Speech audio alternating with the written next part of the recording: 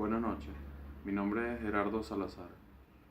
A continuación les presento un breve repaso de lo más importante sobre la valoración de la prueba en el proceso civil ordinario.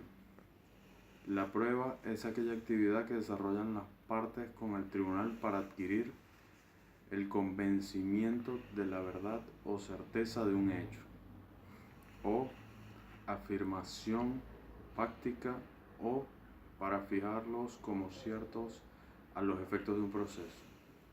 La prueba es el elemento procesal más relevante para determinar los hechos a efectos del proceso, ya que para obtener el fallo, al fondo se exige una reconstrucción de los hechos.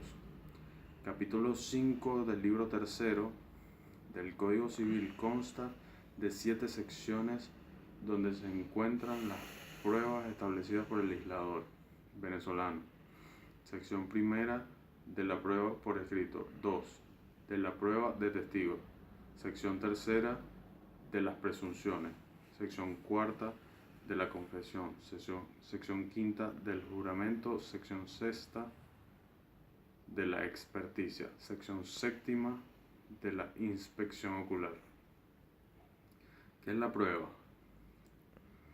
Los hechos producidos del quehacer humano, los hechos productos de la naturaleza, en cuya formación no han habido presencia humana, el ser humano en su aspecto tanto físico como biológico, los hechos psíquicos de la personalidad, los actos voluntarios o involuntarios del individuo que denoten su conducta en relación con los otros seres, y la costumbre, la ley extranjera, los hechos sociales que sean presentes o pasados. ¿Cómo se prueba? Las partes han de llevar al conocimiento del juez la verdad de los hechos, introvertidos durante el juicio.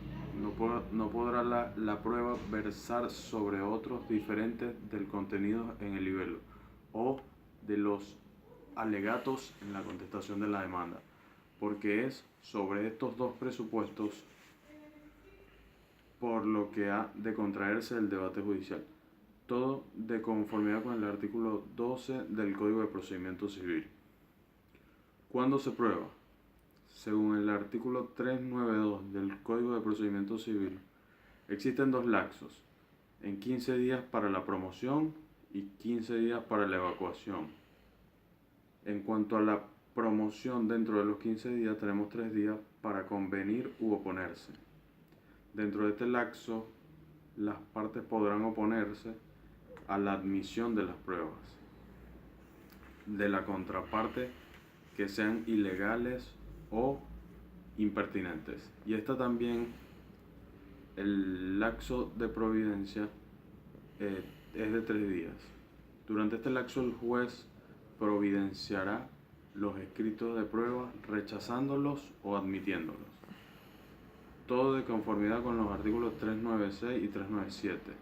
Una vez admitidos o dadas por admitidas las pruebas, se computan los 30 días para la evacuación.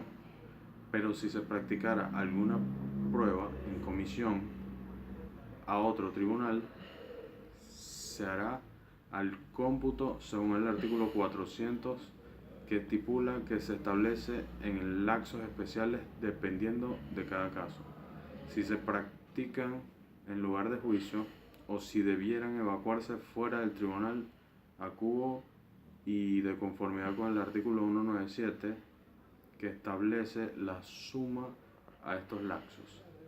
Es el término de la distancia de ida y vuelta para las que se deban evacuarse fuera del lugar del juicio.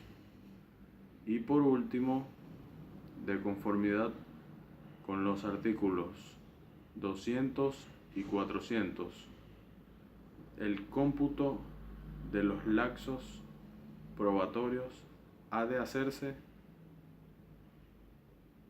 por días de despacho. Eso es todo. Buenas noches, muchas gracias.